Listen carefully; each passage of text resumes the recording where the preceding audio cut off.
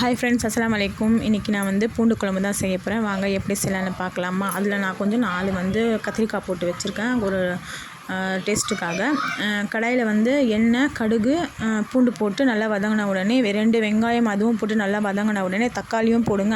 அதுவும் நல்லா தக்காளி மசஞ்ச உடனே கொஞ்சம் மஞ்சள்தூள் போடுங்க. 4 கத்திரிக்காய், அப்புறம் வந்து கொஞ்சம் கொத்தமல்லி போட்டுட்டு நல்லா ஹை ஃப்ளேம் இல்லாமல் மீடியம் ஃப்ளேமில் வந்து தட்டு போட்டு மூடிட்டேன் நான்.